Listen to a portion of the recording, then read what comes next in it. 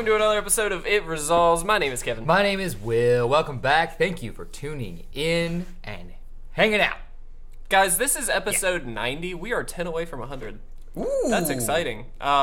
We never thought we'd make it this far, I don't think. So. Nah, not really. Not really. We were kind of just a for fun thing, but you guys have made it something special. Start crying. Do it. Do it. Do it. Do it. Do it. Anyway. Okay. I actually start crying now that I tried to make myself cry. Guys, we have a fun, jam-packed episode full of things to talk about. Do we want to talk about why we're doing this topic in particular? Yes. Go ahead and say why. Because you have an opportunity as a new viewer who might not know this. So we asked, I think on the Magic Facebook page a while ago. Yep. What kind of things would you like us to talk about? And something that was mentioned was luck versus skill. Is how do these two things influence the game? Right, and we also actually posted as a question of the week, asking you guys basically what was something that you struggled with Magic, and that was part of it too. Luck versus skill came up a lot. Getting mana hosed, getting mana screwed, getting flooded, getting whatever, all of that stuff. Happens a lot in Magic, and today we're actually going to go into a little bit about why that is, and also ways you can reduce it, and some instances to let you know that it happens to us too. Oh yeah, Happens to everybody. Before that, of course, we do have our random card of the day. We do have our question of the week, and then our very last rivals of Ixalan packs. Pretty happy to see these go for Dominaria. Well, yeah, I think it was a fine set. It was a fine set, but Dominaria, you know. Exactly. But Dominaria is so good. So really quick, let's start off with our random card of the day in 3, 2, 1. All right. Sweet. Flicker Wisp, a 3/1 for 1 and 2 white with flying. When it enters the battlefield, exile another target permanent. It's any permanent. Return that card to the battlefield under its owner's control at the beginning of the next end step. How good is this card, Will? It is so good. Yes. For a while, there was a Flicker deck that ran around Standard. Used Flicker Wisp, Resto Angel with Thragtusk, and just did some work. Yes. Flicker is an example of a mechanic that has a very specific application, but it's just so good. What I like about Flicker is, yes, you can build a deck around Flicker and abuse the heck out of it. We see it in Commander all the time with like Deadeye Navigator. Yeah. Infinite Combo. The most broken card in Commander. I mean, it's insane. Yeah. And then you can also, even in Modern and things like that, I mean, we see it all the time still with Restoration Angel. You blink something that they target, and then it just comes back and they burned a card, basically. But even more dedicated decks happen all the time as well. There's one in Pauper. What I think is really nice about it, though, is that it doesn't necessarily have to be a dedicated strategy for it to be good. Yeah, it's lucrative in so many ways. In Limited, Flicker Wisp is insane because they target something of yours or something like that, and just like in Modern, you flicker it, and it's... Well, you can't with Flicker Wisp because it doesn't have Flash. But oh, you're right. Restoration Angel. I'm thinking Restoration Angel. Right. That's the big Flicker card. Sorry, Resto guys. Angel. Yeah. Flicker Wisp is definitely better in a... constructed shell. Right, definitely. Yep. But Flicker itself is used kind of like an out in that respect. Yes. You also have Cloud Shift is another good Flicker tool. Yeah. But yeah, I love Flicker Wisp. I think it's great. Super, super strong card. And as a 3/1, it's just good to trade with the thing after it flickers and stuff. So. Absolutely. All right, cool. Yeah, very, very good card. So happy to see that, actually, because, well, let's be honest, some have been a little lackluster lately. Well, of all the cards we get in Magic. We got a mountain last time. I just want to point that out. Anyway. I was very amused at that episode. Yeah, that was a fun episode, actually. It was. It was really fun. All right, so luck versus skill, guys. We're going to go into this a little bit. Why does it exist in Magic? And essentially it boils down to the inception of Magic with Richard Garfield. He stated from the very beginning that he wanted Magic to be a culmination of both luck and skill. He wanted you to be able to get better at it, but still have that variance of luck in the game to keep things interesting and to keep things kind of fresh from game to game. That way it's not just, okay, I know I'm going to win because I've practiced harder, you know? Right. And so that's sort of where it started, and obviously that's culminated over the years into what we have today, where I think in the beginning, right, you could have had a million lightning bolts in a deck. And now they decided, no, that's that doesn't really give you much luck. It's just lightning bolt. Right. So the game's definitely evolved. Yeah, the game has evolved. Now we have 4 copies of stuff. There's even Commander where it's singleton formats. Cube is a singleton format. So there's a lot more luck involved in that instance, but there's still ways to build around and build up that skill. And I think that's the most important part. And I think the fun part, and that's what sets pros apart from us, essentially. Definitely. So yeah, luck is inescapable. If you shuffle a deck of cards, there is, no way to tell what you're going to get. Right. Unless you can count cards, and that's only really in, Yeah. What am I thinking? Blackjack. Blackjack. Right. Yeah, specifically. So there's no way in Magic to tell what you're going to get off the top unless you scry. But there you go. So there are ways, however, that we as players get to reduce variance, reduce kind of that random element in the deck. And just basically make it run smoother. 2 of my favorite ways and 2, I guess the most common ways, or the most well-known, card draw. So if you see more of your deck, you have a better chance of getting the cards you need. Yep. You see more of your answers, more of your things. If you can get a hold of more of the cards, there you go. Things like scrying, while not drawing a card, well, that's a land, I don't need it. Yeah. Go away. Or, well, that's not the answer I need, so go away. The more information you can get off the top of your deck, awesome. Yeah. There you go. My second, I guess, my second point. Well said. Eloquent.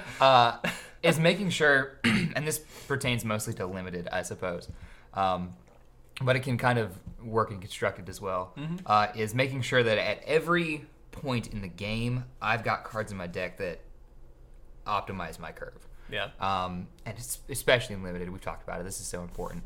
But knowing that, yes, you always have a chance of drawing a dead card, but eventually there are cards turn 4, turn 5, turn 6 that I know if I can get to, then I'm doing something. Yeah. And that doesn't always work for every deck. A control deck is a lot different in that you want to start seeing those answers instead of your bomb early. We played a game last night, for instance, when I built a deck that was centered around stalling everything until I got to a point. And man, did it stall. Yeah, it did. That's all it did, baby. But in those instances, I didn't want to see the guy I needed until I was ready. Right. All I wanted to see was the stuff that bounced, tapped, drew me cards, all that sort of stuff. So, to that end, I had card draw. Yeah. Right. To that end, I also made sure that I had answers up all the time. And that kind of goes into the skill aspect, I suppose. Yeah. Knowing when to hold your cards, when to play things, and all that stuff. And I think that's really important. And like that does definitely segue into the skill, in that you have to be making the most optimized play for your deck at any given point. And that's where, again, that threshold between pro players and amateur players becomes just absolutely huge, because they're looking at a million different lines at one time, whereas you might be seeing only 1 or 2. Right. And it's like, okay, they're looking at genuinely the best way to optimize whatever cards they have in hand. They know what's in their deck. They're knowing what they're digging to. And so they're figuring out the best line to that, where you're saying, okay, I've got this information, I'm just going to work with this. And it's like, there's a divide there, and that's where you really have to practice. Make sure you know what's in your deck. When you deck build, make sure that you know what you're putting in there, why you're putting it in there, and in what situations you want to actually be casting those cards. Yeah. That's just highly important, I think. That's my biggest point with deck building is when I first started, I started building decks. I had a thought like, all right, I want to build a black-green something. Yeah. Ooh, this card's good. Yeah. That was about the limit. Yeah, we'll use an example, I think. I had Night Howler I wanted to build a black-green, and that sounds good already, right? Yeah. Black-green Night Howler, you think graveyard stuff? No. I just had it because it was a rare and it was a 3-drop, and I thought, Rare? Night Howler? Oh, Night Howler, excuse me. Yeah. I thought you said Nighthawk. No. Excuse me. Well, Nighthawk goes in every black deck I'll ever make. Yeah. But I just assumed when you said night, I was like, all right, he's talking about Nighthawk. Nope. This is the wolf from Innistrad. Eros. That's it. Theros that gets bigger the more creature cards are in every graveyard. Yes. Yeah. Sounds great. But it wasn't serving a purpose. It was just a scary 3-drop that sometimes was really good, sometimes it wasn't. So figuring out, all right, is this deck simply beat face? Yeah. Okay, well, I might not need that Night Howler. I might need another 3-drop that presents a threat or something. Does this deck stall? Is it a mid-game deck? Well, okay, then I might want something with Death Touch. Because at the time, there were plenty of cheap dudes. Like Pitfall Viper was still in, Flash Death Touch guy, stuff like that. So figuring out, this card is good, but what is it doing for me? That's going to increase your skill a lot. If it plays a role in your deck, awesome. If it's just a good card, there might be one better for you. Yeah. You know? And I'll actually bring up a point that we've talked about before when Opt was printed for Modern. Basically, the discussion that you and I had was, do you run Serum Visions or do you run Opt in Modern? And we came down to the conclusion that it really depends on the deck. Sure. Because a combo deck is going to want Serum Visions more often. You see potentially more cards with it. Well, technically, yeah. It's kind of weird, but you get to play it on turn 1. It combos you into your stuff, and then you can dig a little bit further. Is what I'm kind of trying to point out there. Sure. Because instead of 2, you can technically dig to a 3rd card. Yeah, if you're trying to. You see 3. So with Opt, yes, it's a little less efficient in terms of how many cards you get to dig through, but it's efficient in the term that you can play it on the end step of your opponent's turn because it's instant speed. Right. You can leave it up in more situations in a control deck, and so that's why we decided, okay, in a control shell, Opt, I think, makes a lot more sense because you're going to be wanting to leave up those counter spells. If you don't have to use it, you want to be able to Opt at the end of turn, whereas Serum Visions doesn't allow you to do that. And so we're seeing that actually take place now. A lot of control decks are running a lot more Opts instead of the Serum Visions. Not 100%. Some of them run a little bit of both. But yeah, I think I would. Just because you do see more cards, you reduce the variance. Awesome. But Opt also lets you, if you don't have an answer, it instantly lets you dig for one. Exactly. I mean, and you don't always find it, but that's where the luck comes in. Yeah, exactly. But Opt being at 1, instant speed, you can look and maybe find your thing, right? Yeah, absolutely. So that's cool. The last thing, I think, if we're moving from... Yeah, I think that's fine. From deck building. The last thing for me, when you talk about luck and skill, and this is important for new players, don't get discouraged. Yeah. Everybody gets flooded. Literally everybody. Everybody gets mana screwed. Yeah. It happens. If you're a control deck, sometimes you won't have your answers. This is a game where luck is a prevalent factor. It does not control the game necessarily. Your decisions will change everything, but don't play on tilt. I have held the belief forever, and still do, that tilt does not exist. You control your reactions and your attitude in the moment. If you're going into a Grand Prix or you're grinding for a tournament, you are like zapped for energy. I remember my first Grand Prix. I was playing my last match at 5:30. Oh. And I was just ready to be done. And there were a few things that I probably could have done better, I'm sure. Yeah. I'd won most of my matches, didn't win that one. I just was not feeling it. I think I lost the last game pretty badly because I got mana screwed. Yeah. And I was like, it's early, late. I just need to be gone. But just don't think like that. Yeah. Right? It's going to happen to you. It's going to happen to your buddy. It's going to happen to your opponent sometimes. Don't let the imbalance of randomness kind of dictate your perspective on Magic. Yeah, it's going to happen, but... There's one thing that you should be unhappy about if you walk away from a game of Magic that you lost. You should look at it, and honestly, even if you've won, if you look back at the game and you determine, okay, I could have done something better, that's when you should say, okay, I can do something better about this. I have something to work towards. If you just got flooded, or if you got mana screwed, that's on variance. Like, that has absolutely nothing to do with you as a player, unless you kept a terrible hand that you should have mulliganed. In which case, that's on you. That's one. Yeah. You should have probably, that's turned one. it back. Yeah, but if you're down to like 4 cards already, and you have, at that point, let's just go ahead and say. Here's what I'm going to say. If you have to mulligan to 4, yeah, You should really try never to mulligan past 5, I'd say. I mulligan once and that's it. I just take what I get. I try really hard not to go past 5.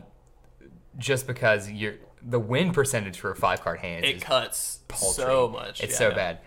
If you have to mulligan more than once consistently, deck building. Deck building is your issue. That comes down to number of lands in particular, and then your mana curve. Mm-hmm. So those two things will influence your your ability to play more than anything else. Yeah.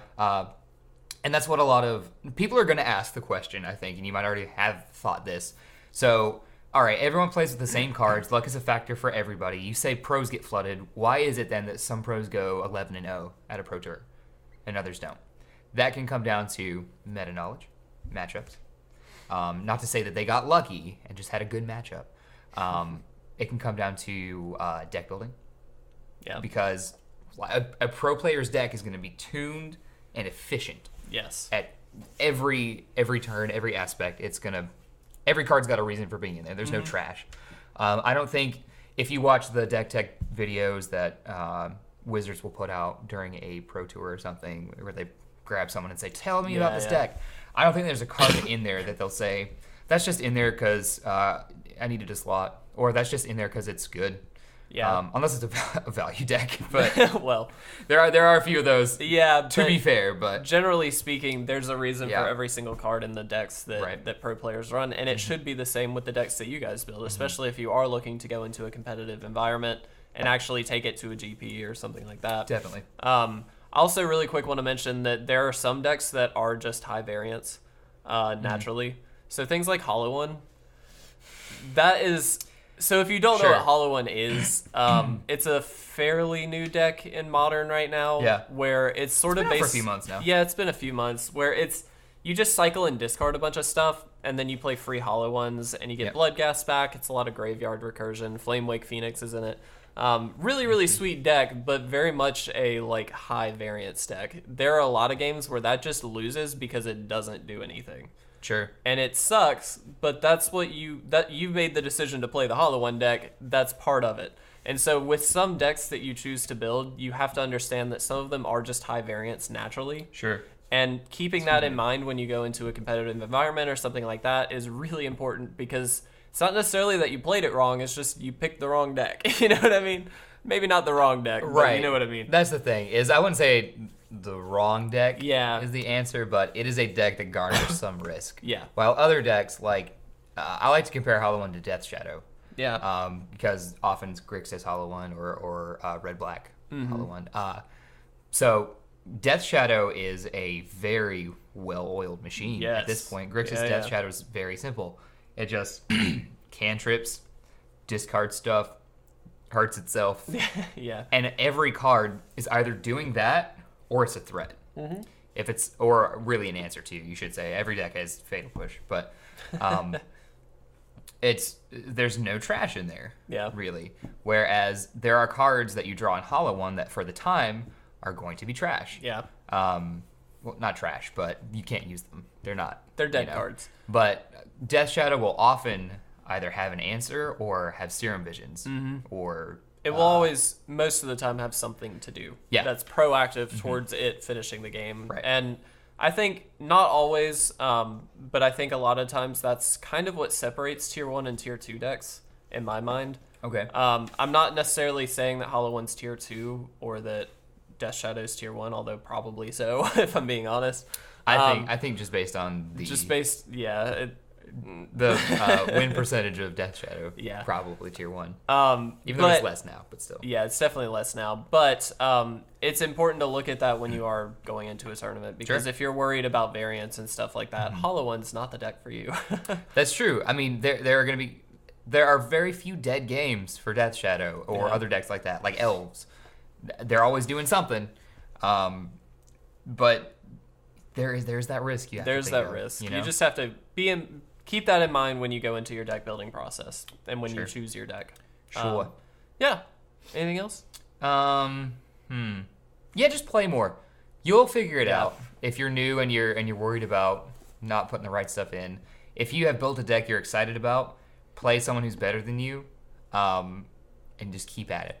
You'll realize the kinks. Yeah, and we've mentioned that we do this when we go to play. Walk through, like actually talk through your thought process while you're playing. Sure. If you're play testing, or if you're just having fun with friends, just be like, oh, my thought process here is, in fact, there was an instance last night where you played divination on your turn, and I was trying to flash in the 3/3 flyer. That's what I should have done. Sure. And the reason I wanted to do it before, in response, to the divination, is because I didn't want him to draw 2 cards and then have a counter for it. Sure. But I waited too long, and then we kind of went back and said, oh, my goal would have been to do this, and he was nice and let me do it. But, like, walk through it and everything like that, because that's important. I let you do it because I had a counter. Well, so, okay, that's fair. He had the counter anyway, but like, yeah, you want me to kill your guy? Okay. Yeah. No, but it's important to walk through and understand, the different lines of play and the variants that you get out of each one. So just things to think about. Yep, I'd agree. Find someone you trust to just pick apart your deck. Yes. That's a good one. If they're not asking you, why is this card in here, then they're not the guy to talk to. Yeah. Or girl. Let me not. They're not the person to not talk to. Not assume. Sorry, that's my, what's the word? Conditioned brain. I was thinking, like... to get that in the way of a good time. I don't know, man. All right. Well, yeah, there's our quick hot take, luck versus skill. Things you can do, things to think about. Absolutely. Don't get tilted. Don't get tilted. Just don't. It's not... Have a good time. Yeah, just enjoy it. It's a game. So, question of the week for the past week was, what is going to be your first Brawl commander? And we got... Basically, every Brawl commander possible was under this comment section. There was a lot. A lot of people said right? Azor as being... I mean, that card's pretty just sweet. Yeah. Like, that excited me. Rada is really, really cool. Temet tokens, I think, should be interesting. Angrath is actually really good. I did want to point out, when we talked about Brawl, we didn't point out that you can use Planeswalkers as your commander. I feel like there's a lot we left out of Brawl. There is a little bit that I think we left out. We kind of rushed into that episode, so we apologize on that. But yeah, we do. So there's only like 2 things we missed. That was one of them. No, we Planeswalkers. Yeah, 60 cards, not 100. Some of this stuff I put in the article, by the way, on our website. I know he did. He's bashful. I'm calling us out here, but I'll say it. Yeah, because there's some people who don't read the articles. So there's a lot of people that don't read the articles, as it turns out. Brawl looks a lot more fun than I thought it would be. Yeah, I'm just gonna say that. Going into it. Yep. Blindly. Yeah, it actually looks pretty sweet. I know we talked about we're gonna test it at some point soon. Yes. I don't know how soon. It'll probably be in like 2 weeks-ish, somewhere in that range. Maybe. Our schedules are kind of not lining up for the next couple weeks, so we're working around it as much as possible. But yeah, a lot of good options as far as commanders go. A lot of Planeswalkers, because people are stoked that they can use Planeswalkers. Yeah, I mean, Teferi is my biggest, Yeah, Teferi is sweet. Just because he gives you so much... Somebody did put Karn, which I think is interesting, and the only reason I say that is because he's colorless. Right. And you're pigeonholed into only playing colorless stuff. Right. And when you're looking at only a few sets in standard to dig through for that... You're going to have garbage. Yeah. I mean, Karn's sweet, don't get me wrong. But you can also just play Karn in any deck. So right. You're going to come down to having stuff like... the 1/1 that when it dies you put counters on stuff. Yeah. I don't think there's enough artifact support for a colorless Brawl commander. Either. I'm not a huge fan of that idea. But I guess you do get vehicles, right? So I mean, yeah, and then all the little tiny artifact randomness to crew your vehicles. And I guess if you use Karn to make your dudes to crew the vehicles. Yeah. I think that could work, maybe actually. So. Now that I'm thinking about it. Give it a shot. Send us a deck list. Yeah, I'm kind of not. Yeah, that'd be sweet. I'm not opposed. The question of the week this time is more of a story time. Story time. We want to hear this is your chance to get everything out. What is the worst time you have ever lost in a game of Magic due to luck? And it needs to be a good one. It doesn't need to just be like, oh, I got flooded, so I lost. So build it up. Make stuff up. I don't even care. My most recent one was last night. When literally I was holding in my hand 2 tricksters. I had enough mana to do anything I wanted. I had no answers left though. Yeah. But I had two twos with flash, and my bomb in this deck was the big 8/8 Leviathan. Yeah. That if he's kicked, and I had mana to kick him, baby. If he's kicked, he bounces everything. He bounces everything. Well, actually, everything but merfolk. Oh, that's a key. Which is key. Everything but merfolk, like fish, whale, the wet like stuff. randoms. So I was like, "So if I get him, yeah, I got it." He was, because you do the thing, you lose, you draw cards and see how far away was that. He was the bottom card. Yeah, oh yeah. He was smack on the bottom. Yeah, that's pretty bad. Yeah, that. I would reiterate the time that I lost very recently to. I was playing a not perfect list of Modern Dredge. Oh yeah. And Tyler, who hopefully you've seen on the podcast once, was playing literally like a deck that he put together to teach people how to play. It was just a blue Merfolk deck, and I lost. I didn't get a Dredger, and so I just kind of dirtled, and yeah, it was really terrible. Will enjoys that story. It makes me like, oh yeah. I can't do it. Oh, that's awesome. Yeah. I only get so tickled because it's such a Kevin thing to do, to bring a modern deck to play someone who's got one. I explained this whole story already. You did. Should I explain? Go back the whole and watch thing the again? last week's episode. Yeah, You'll meet Tyler there too, so go do that. Go if you watch haven't. that, because I'm not going to explain the entire story again. But I did have reason for bringing what I thought wasn't going to be an overpowered deck. Yeah. Oh, shut up. Kevin, you want to commemorate these in any sort of special way? No. I don't know. I'm still on the hunt for my gold card. If you get your gold card, that does not negate the pie. No, but it lets me throw a pie at you. No, it doesn't. Does it not? Because it's a race. I got it first. Oh wait, I have to pick another one. Shoot. Mine's Nezahal. You're right. I want crap. I don't know. That I'm gonna pick the black flash I death didn't touch get it. thing. I got released to the wind. You know what I'm talking about? The black Dire Fleet Poisoner. That's what I picked. Oh yeah, that card's good.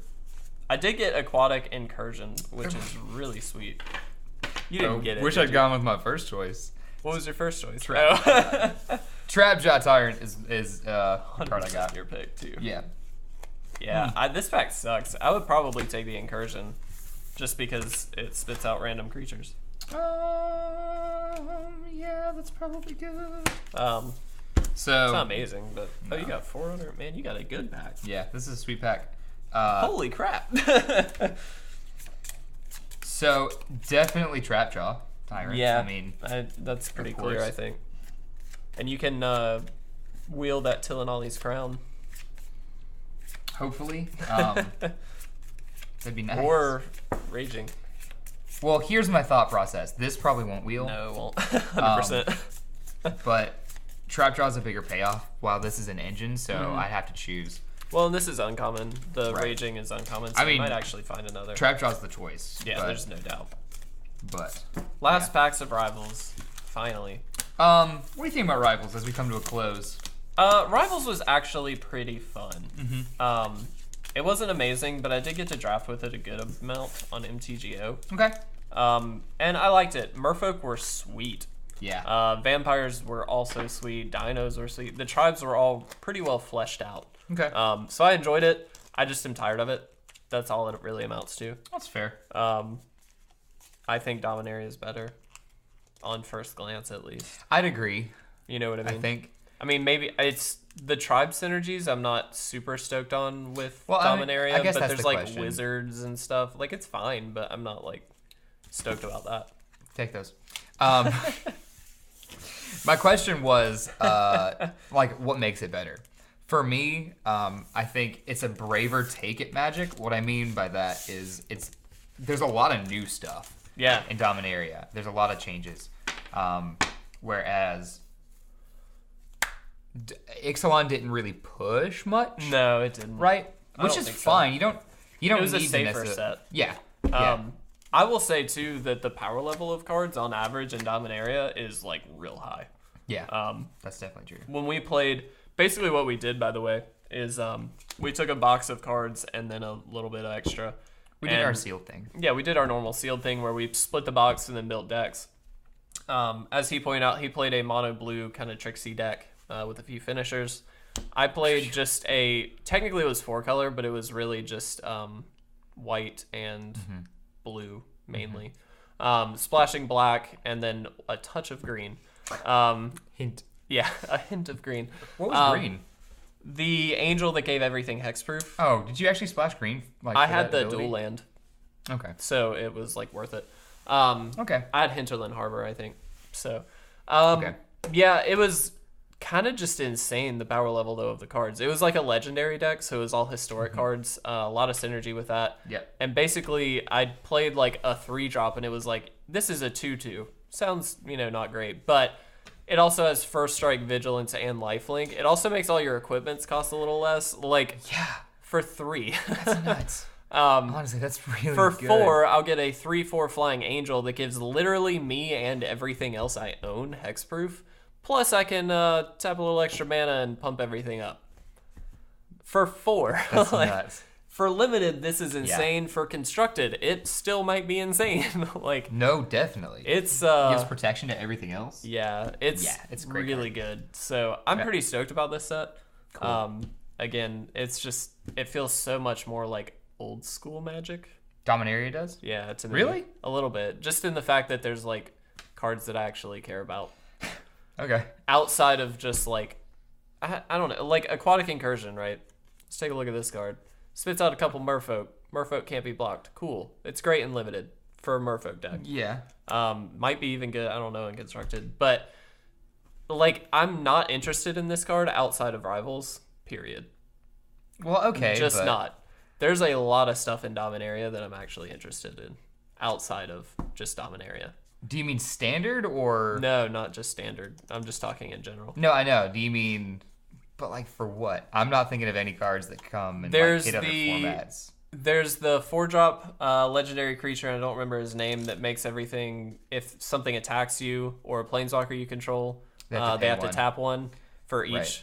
Right. That goes in any prison commander deck ever, which I think is sweet. I think the equipment card that we just talked about would go in any commander deck. It's a lot of commander stuff. Right. But I do think that could be starting for a casual modern brew where it's based off of swords. Okay. Okay. I mean, so I just think, and those are only 2 examples. There's a lot of other awesome stuff, but I don't know. I just think it's going to be a sweet format. Okay. I'm happy about it. Good. I'm happy for you. Rambly. Well, happens. Can you talk about anything other than Magic before we head out? How's your day going? Great. That's great, man. 2 shameless plugs really quick. Go watch the Dominaria box opening that we did this past weekend. That was actually a pretty good box. Second, we have a new channel trailer. Oh, yeah. There's a... Yeah. That's a funny one. You should go watch that. That's good. Will insisted that there be one particular clip in there.